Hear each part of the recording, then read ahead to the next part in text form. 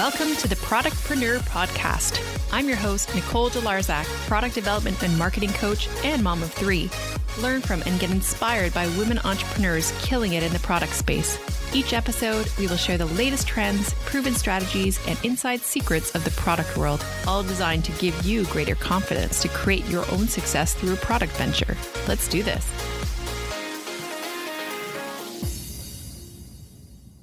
Welcome to the Productpreneur Podcast. This episode is airing on Christmas Eve. I wanted to take a minute to say Merry Christmas to you and your family. I know this year is quite different and we're not celebrating it as we normally do, but however you are celebrating, I hope you take time to reflect on your blessings and appreciate the joy during this time. I also wanted to say thank you from the bottom of my heart for listening to this podcast throughout the year. I cannot believe we have over 2,700 downloads so far, which means that this podcast has had 2,700 chances to impact the lives and successes of entrepreneurs. And also thank you for your ratings and reviews. They mean so much to me and I love reading them. It helps me know that this podcast is making a difference in your life. So back to the show. I'm really excited to share this interview with a new entrepreneur who has had a ton of success with her new launch. Today I'm chatting with Autumn Garden, the founder of Little and Knotty. That's Knotty. Little and Knotty is a Canadian baby brand offering the softest bamboo baby essentials. Each piece is ethically made in Canada and is free of harmful chemicals. Autumn's goal is to create high-quality, everyday pieces for babies with their delicate skin in mind, but also the environment as well. You'll learn so much, including how Autumn developed her business without any business background, how it's possible to run a business and a family at the same time, how she managed to sell out of her stock when she launched, the challenges of launching during a pandemic, the launch mindset she needed to have, and so much more. Enjoy the show. Welcome, Autumn. I'm so excited to chat with you about your new business, Little and Knotty. Hi, thanks for having me. I love your store. As soon as we got connected, I checked it out and it's just absolutely gorgeous. So I want all the listeners to check out your website. It's so beautiful. And I don't have little babies, but I would be all over it if I did. So I'd love for you to tell us about your journey to launching your business and tell us more about your business. Yes. So we started in 2020. We launched this past April. Basically, I became a stay-at-home mom in 2015. And as much as I loved being a stay-at-home mom, you kind of just start to want to venture off into other things, just to feel kind of productive, because as much as you love being home, you kind of miss working a bit. So I started to come up with ideas through that. And I had my third daughter in 2017, and she developed eczema at a few months old. So I started doing some research and, fell in love with bamboo fabric. So basically that's kind of where my ideas started flowing from there. So we're a Canadian baby brand and we offer knotted gowns, top knot hats, headbands, and swaddle blankets, all made from our bamboo blend fabric. And everything is ethically made in Ontario, Canada. That is so amazing. Yes, I totally relate to being with your babies all the time and wanting something more. I remember being on mat leave thinking that I definitely need something else. So it's amazing that you got your idea going and you thought of different things. Did you think of different things actually, or did you go right into?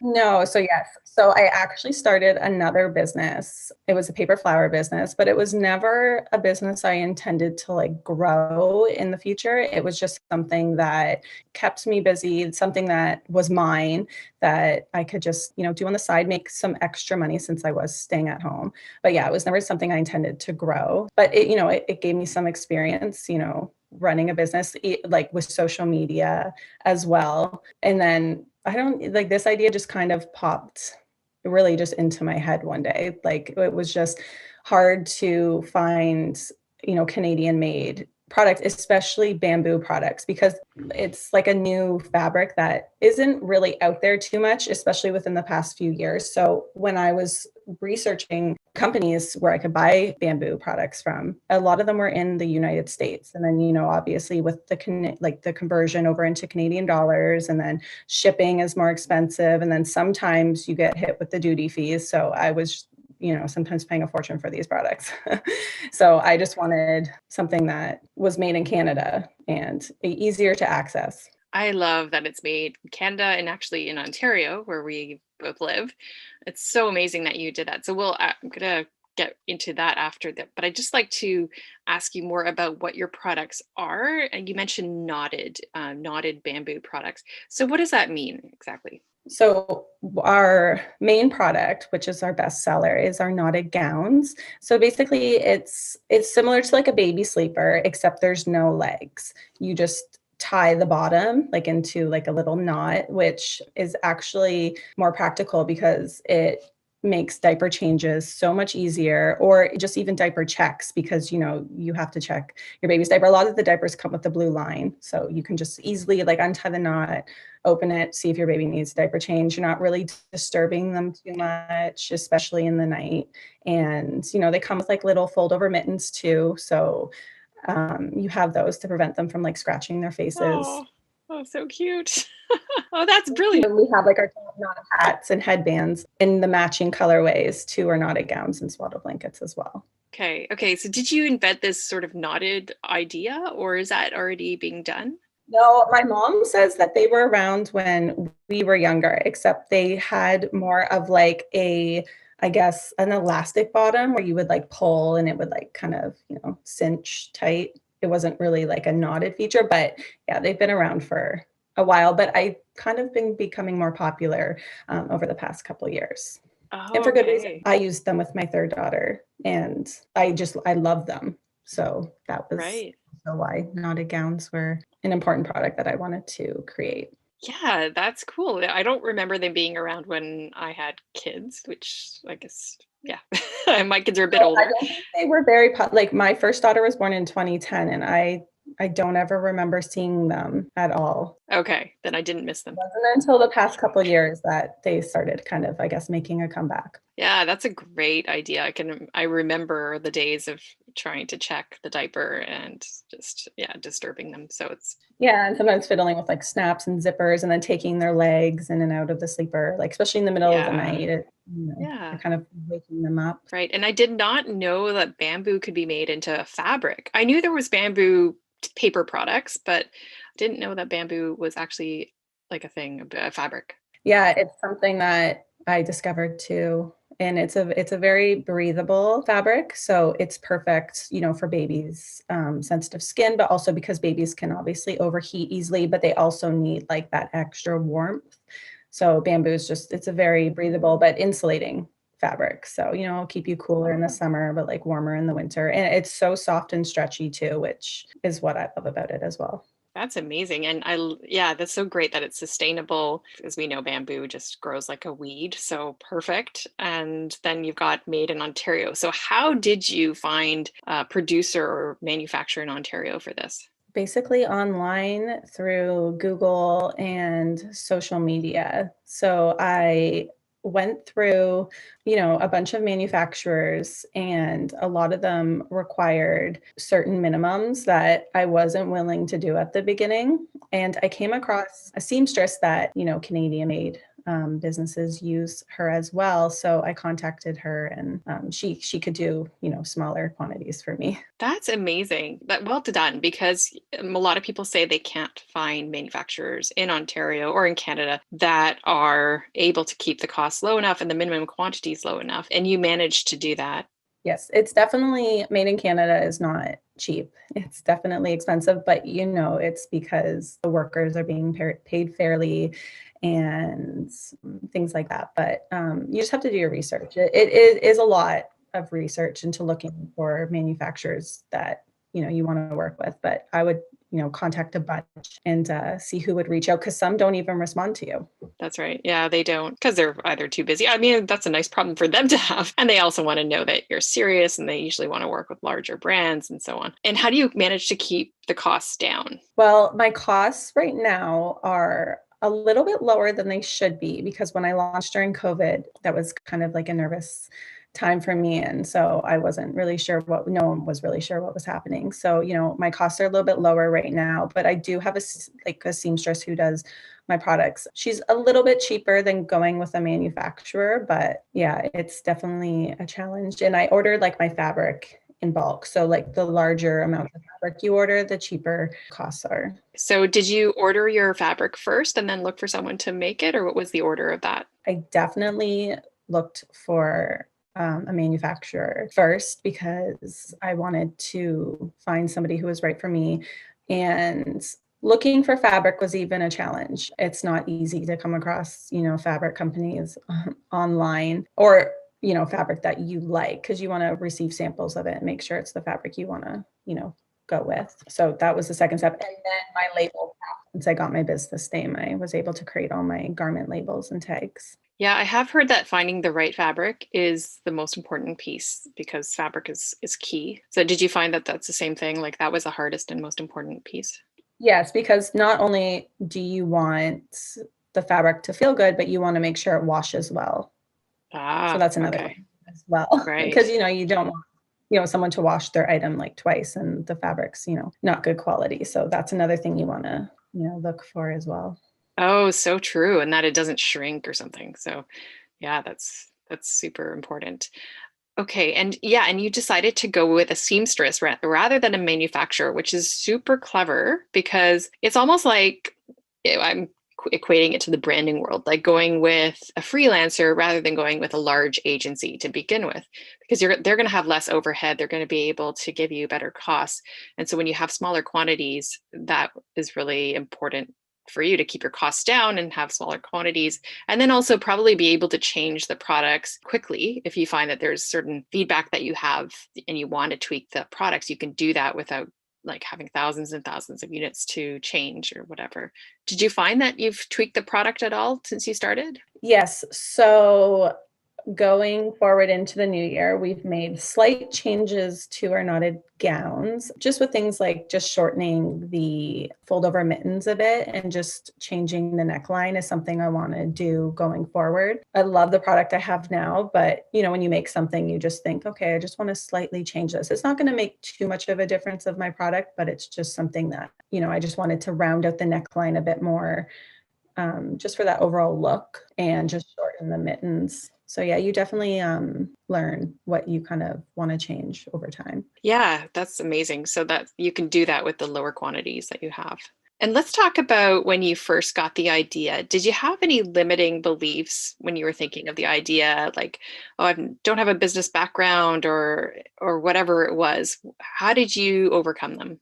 Yeah. So when I first had the idea, I was pretty confident. I was like, oh, I can do this, no problem. But then you start, researching the industry that you're going into, and you realize it's a little bit more than you thought it would be. Like, for instance, just there's rules and regulations you have to follow. You can't just produce a product and just put it out there.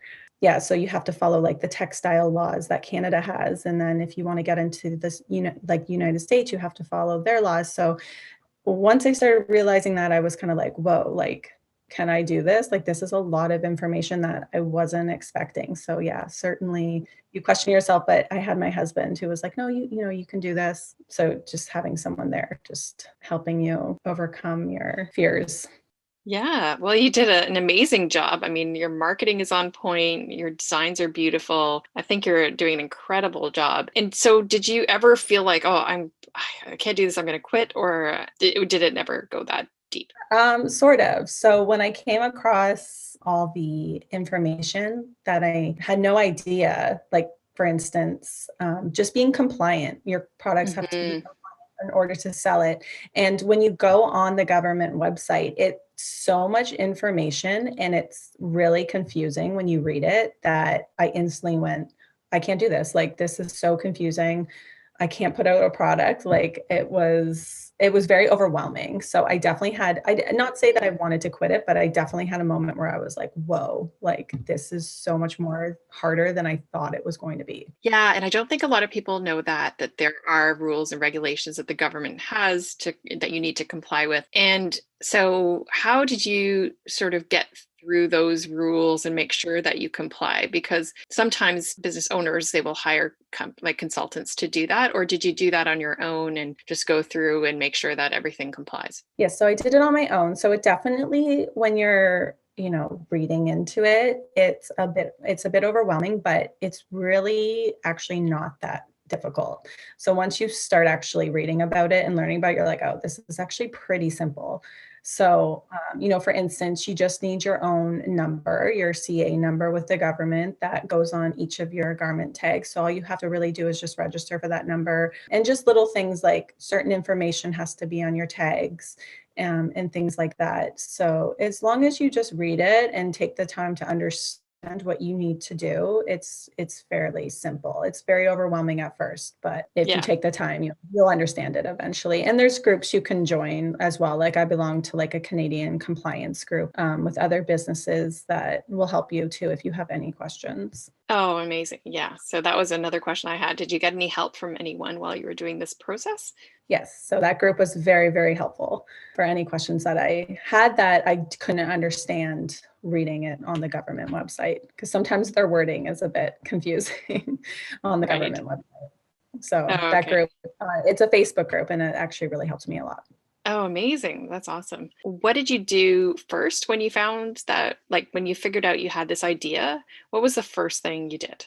The first thing I did was research. I did probably months of research into, just the industry, but also researching and listening to like even podcasts, because you get ideas from other businesses, even if they're not related to your product.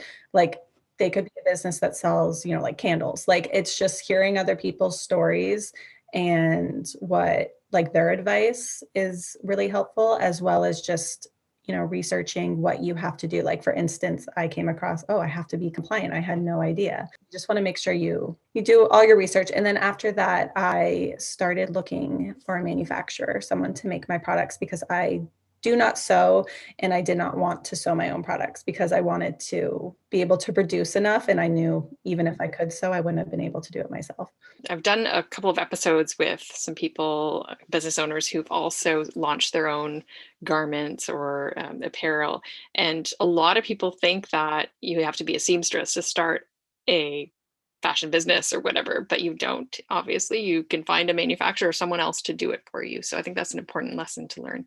I do not know how to sew at all. So Yeah, I don't think most people do. It's just not a skill that we've all learned for sure. And then also the design process, that's not a skill that we learn as well. And what was your process once you found the right manufacturer? What did you do next? basically from there, I met with her and we talked about what I wanted. I already knew what I wanted with my products because I have 3 kids. So these are, styles of products that I had on my kids before. And I knew, okay, I liked this about it, but maybe I didn't like this about it. So I knew going in there exactly what I wanted from these products. So she helped me, design, create a sample, and yeah, just get those going before we did anything else. And did you get feedback from consumers along the process? How did you know that this would appeal to people? No, I did not get feedback before I launched, mainly because, like I was saying before, like these are products that I've actually physically used before. I didn't invent,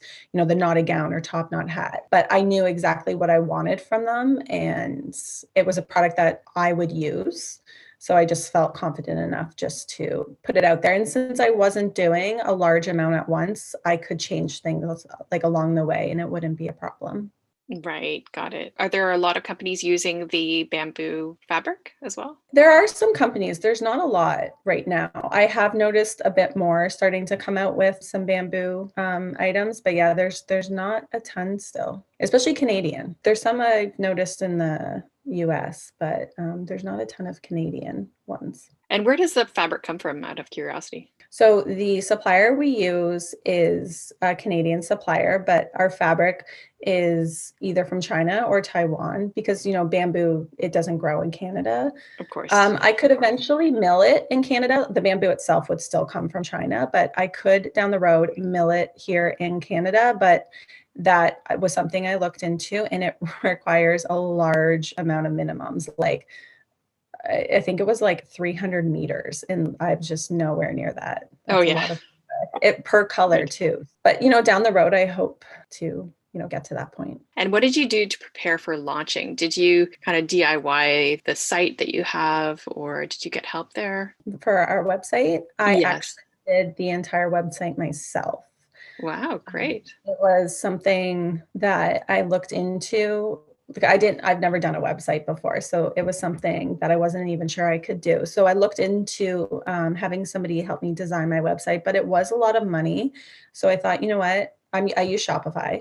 So I was like, I'm just going to try it myself. And the good thing about this time we're in is that we have Google, we have YouTube, we can research this stuff and watch, tutorials on how to create things. So that's exactly what I did. And I figured, you know what, if I can't do it, then I'll hire somebody. But it actually turned out to be easier than I thought it would be. Watching YouTube or Googling things, and I'm still learning. So there's still things I'm adding to my website here and there that I didn't know I could do at the beginning. Right. But what you did is you got it out there. You launched imperfectly. It doesn't matter if it's perfect. You got your best site up that you could do at the time. And you were almost testing your products live. Like you saw what people were buying and you've made tweaks in between.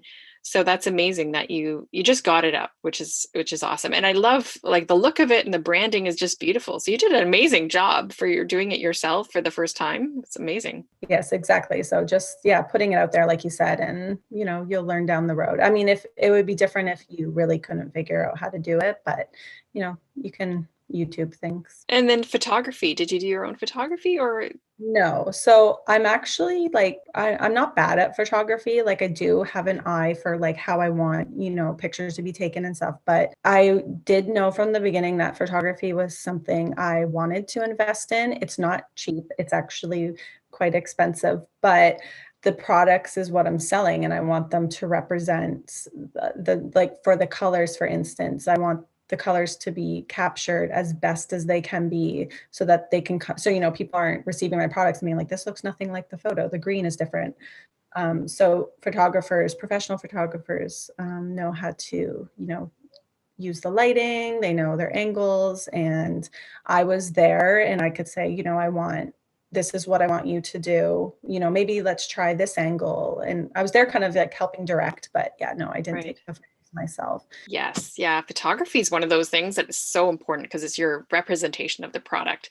And that keeps coming up whenever I speak to people, is just about how important those photos are. And it is true because you can't try on the garments. So your next best thing is to show them in a beautiful photo. And your photos are beautiful. So well done. Yes, exactly. Because I think a lot of people, it's an expensive, investment. I think my first photo shoot was like $900, but I got hundreds of photos from that photo shoot. So it's definitely worth the investment because when people come to your website, they see, well taken photos, they see the product for how it really is, as best as it can look in real life. And it's just being represented very well. Yeah. And then you can use those photos across social media as well. You have them forever, which is amazing. Exactly. And even on like packaging, like advertising. So there's a lot of things you can use them for. Yeah. And how did you manage to drive awareness for your new brand? How did you get people to buy in the beginning? And from what I understand, you did really well with your first run. So please tell us about that.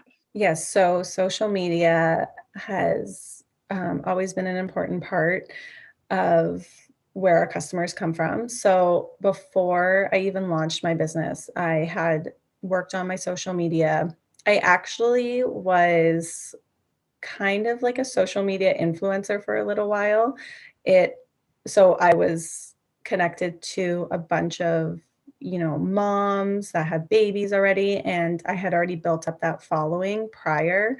And so, they're my target market. So I had already built up that before. And then when it was time to launch, it wasn't super successful my first month. I think I made like $360 overall. But yeah, social media has always, and I invested in social media advertising right from the beginning as well.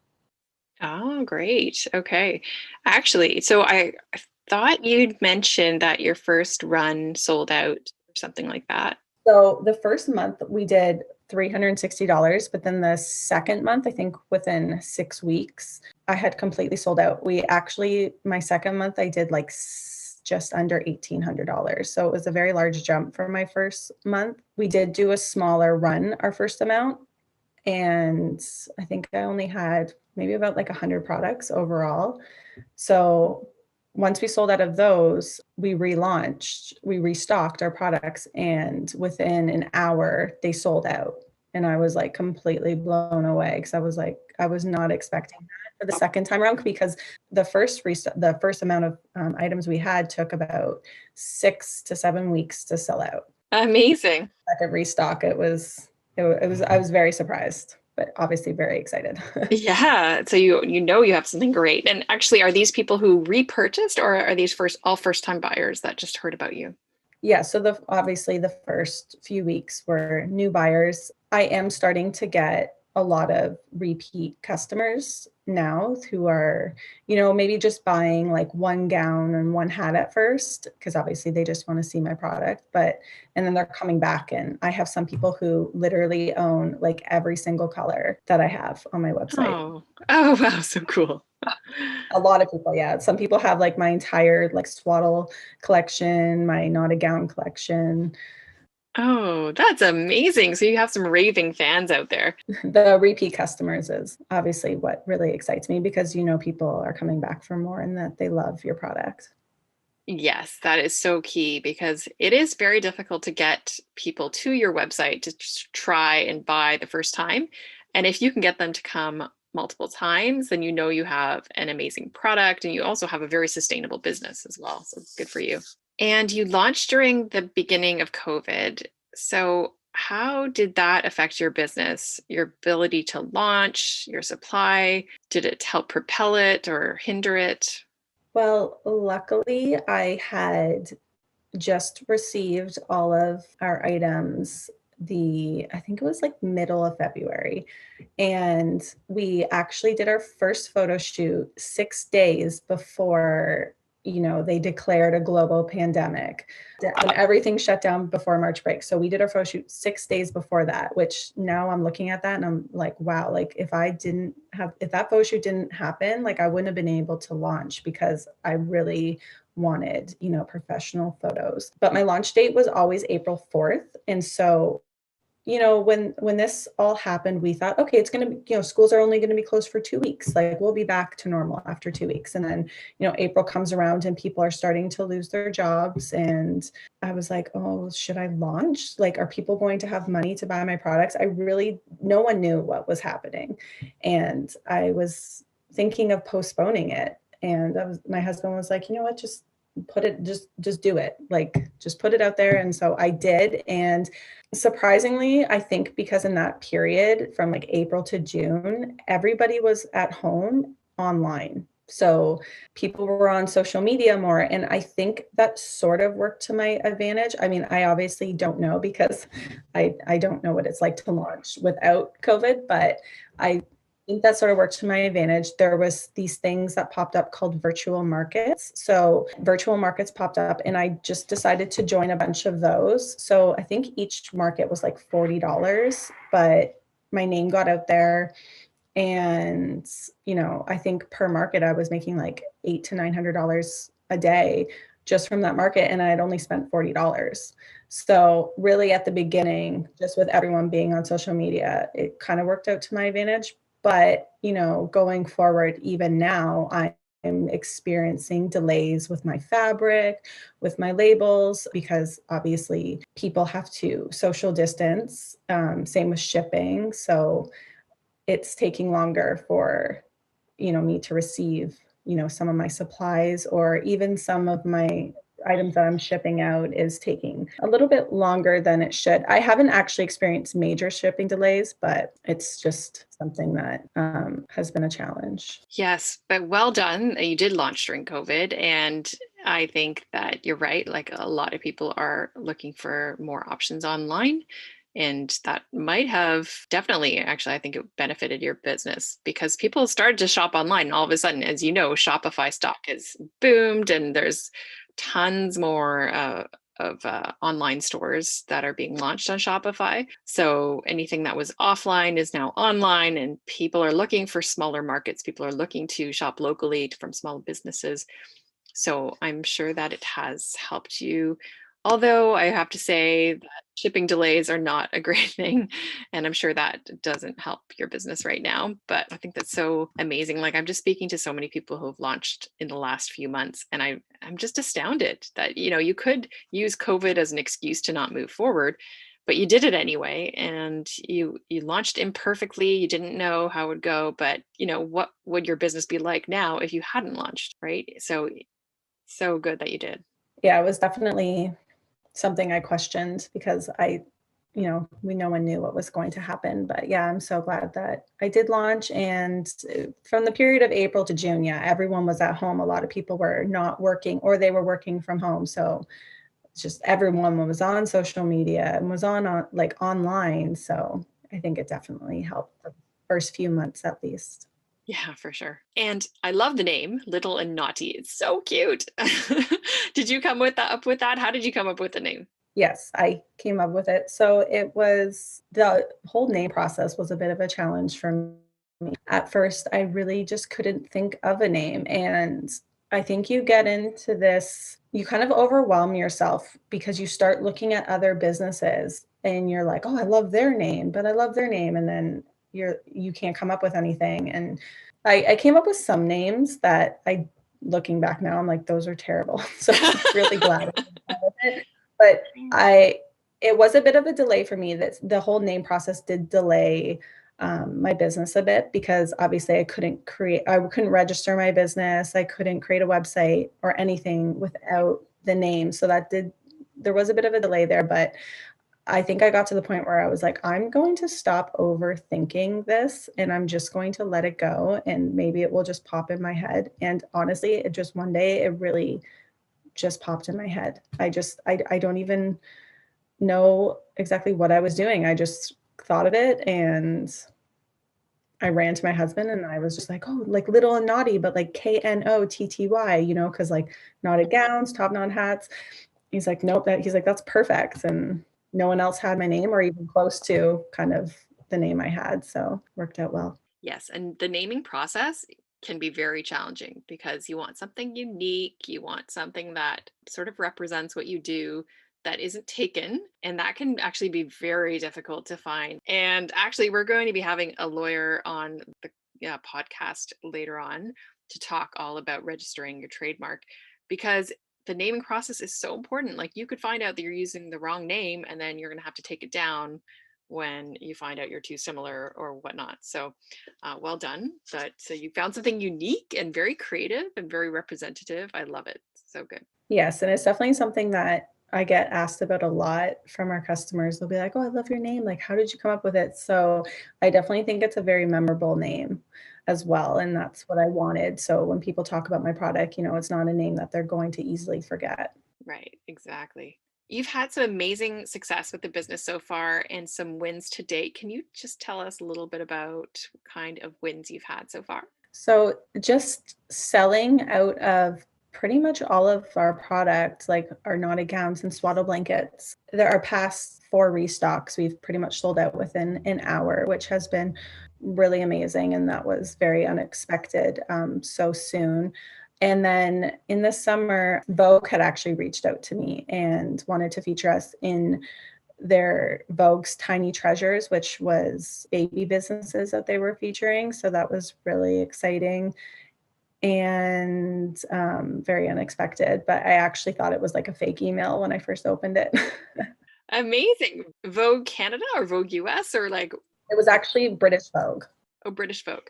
And they reached out to you. That's incredible. Yeah, they said she had just discovered me through social media. So, the importance of social media again, like just how people can just discover you and, through hashtags or really anywhere. Yes, the importance of social media. It is just so important, but it's such an amazing tool that we have to our disposal. Whereas we used to have to use paid advertising for everything, but now people can find you organically, which is amazing. And selling out of your stock within an hour, like incredible. That is so incredible. Yes, that was definitely unexpected. So I think it's almost become like I'm sold out for a few weeks that when I'm sold back in, it's like people are rushing to get it right away because they're worried that they won't.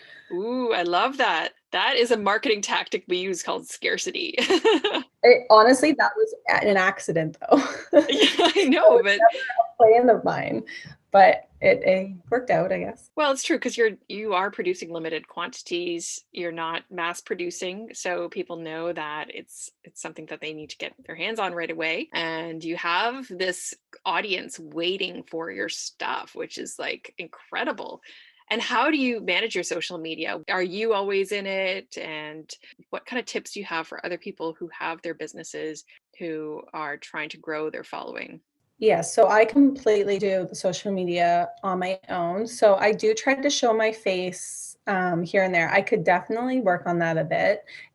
It's a bit scary, showing your face on social media, doing stories, but I am working on that, and I am doing it more because people want to see the face behind the brand, and they want to see the behind the scenes and what's going on. And so I try to show as much as I can without obviously giving away too much of my business information. But I would just say invest in social media advertising. I've spoken to a lot of small shops who don't do that because you're putting money towards advertising, I think it really is worth the investment. I did that from day one, and it really did drive a lot of traffic to my Facebook, to my Instagram. My Instagram is a lot bigger than my Facebook, but I still do Facebook because, you should, even though maybe your Instagram is bigger. But yeah, social media advertising is definitely something I just think people should invest in. And just being on there every day, connecting with other small shops is also very important. And asking your customers to tag you in photos when they buy your product is also important.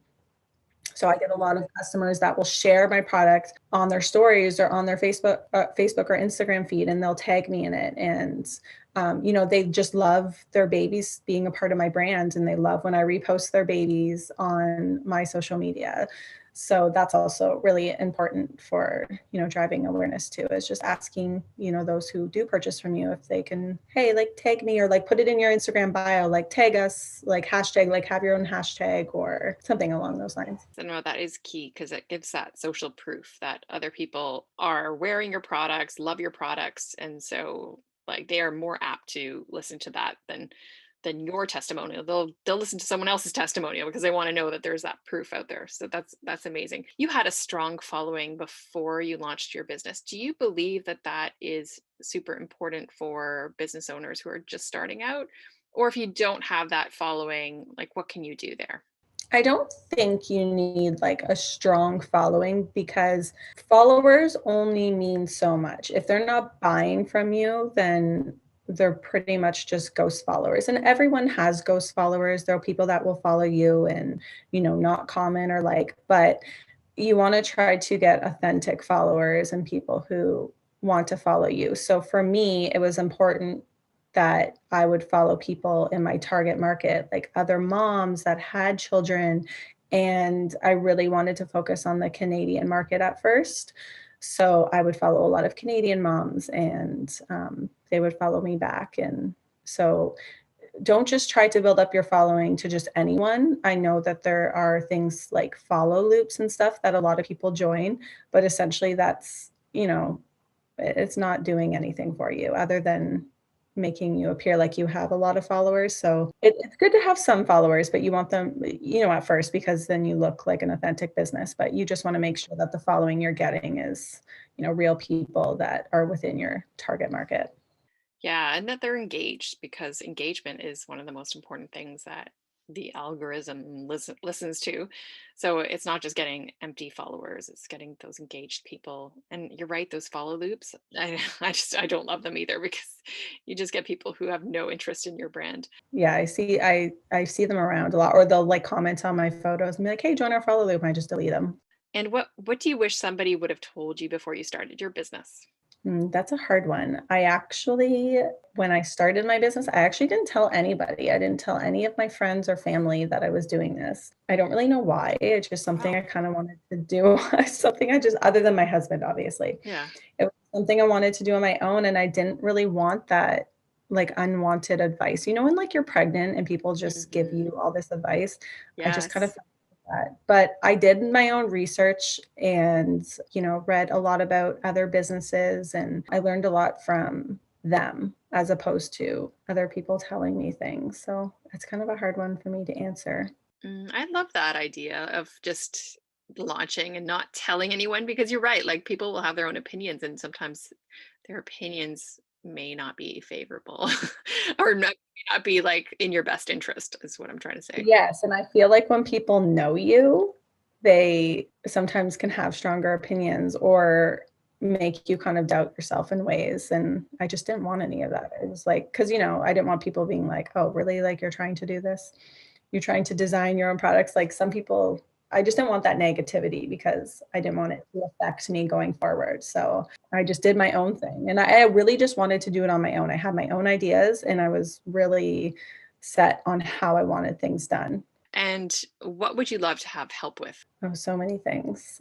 Definitely, probably like the organization part of owning a business. You have to be really organized, like with a lot of things. So, like, even having like your finances organized, inventory, like just the whole admin side of the business is something that I don't love that part, but it's an important part and you need to do it. So, I definitely would love help with that. And probably even just social media. Like, I will always be in charge of my social media. Like I never want to hire somebody to take that away from me, but it would be nice to have, you know, another person that could help me come up with captions. Sometimes it's so hard for me to come up with captions for photos for some reason because you want to, you know, be interesting, and sometimes it's very hard to do that. So I would love to have, you know, someone to help me with social media and just come up with like some new interesting ideas for that, because it is really hard to come up with fresh ideas every day. You don't want to be doing the same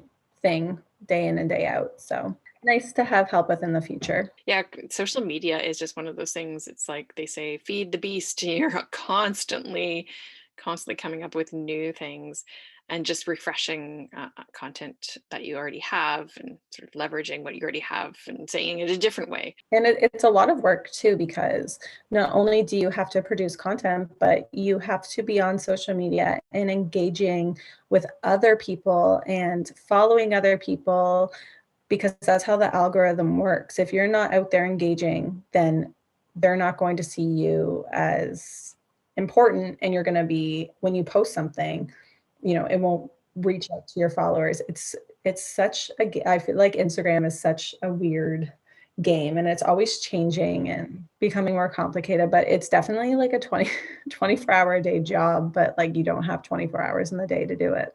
No, for sure. It's very difficult to always keep on top of it. And for sure, it's nice to have someone to help you out with that. And what would be your top tips for anyone who wants to get started in their own fashion business or business in general? I would just say research what you want to do. So, for like the fashion industry, research what you need to do to get started, how to be compliant, and make sure you're following the rules and regulations, because that is so important. And it's definitely not a step you want to just move past. So it's definitely important to follow the rules and regulations for your product, because it's definitely something that can come back, yeah, to bite you if you don't do it properly. And you want to produce a safe product too. So you want to make sure that your product is safe, especially if you're getting into the kids and baby fashion industry. There's a lot more rules and regulations you have to follow than if you're just producing like t-shirts. Absolutely. Yeah, that's for sure. And did you have any hard time getting insurance for baby products? No, so I heard that that would be an issue. I heard some horror stories about that, but I did not have an issue with that. It definitely is expensive. It's not cheap because there's only so many companies now that are willing to insure baby and kid products. I think not that my products aren't safe. It's just I think they don't want to get into that area because, Right. you know, kids obviously are more of a hazard. They put stuff in their mouth or Exactly. But yeah, it wasn't an issue for me. I was surprised at the cost of it, but I went through an insurance broker. So I definitely recommend that other than, trying to reach out to insurance companies yourself. A broker can definitely help you. They know what they're doing and they know how to talk to these companies. So Oh, for sure. I use a broker for everything. They're amazing. yes, me too. Mortgage brokers, insurance brokers, Yep. all those experts. Yeah. And is there anything that you'd like to add? Any other tips or? No, just if you're, trying to start a business, I would just say, stick with your idea and just kind of like trust your gut on some things. And, things are going to be overwhelming along the way. But, if you just trust yourself and trust the product that you want to put out there, then things just kind of work out for themselves and you just learn along the way as you go. Nice. Lovely. Well, thank you so much. And tell us how people can find you and your products. Yes, so you can go to our website, www.littleandknotty.com, or you can follow us on Instagram and Facebook at Little and Knotty. We do have a welcome code. If you sign up for our email list, you'll receive a 15% off code for your first purchase, which you can find Amazing. on our website. Once you go to our website, it will pop up. Okay, so great. Thank you so much for sharing all of your experience on the show. And I look forward to seeing your products more in my feed. Yes, Yeah. thanks for having me. Yeah, thanks. Thank you for listening to the Productpreneur Podcast. If you loved this episode, we'd be so grateful if you could take a sec to subscribe, share it, and review it on Apple Podcasts. Your review will help more women build their own dream product business. By the way, if you have any feedback, comments, or questions, email me at info@nicoledelarzac.com. Until next time, keep dreaming up those product ideas.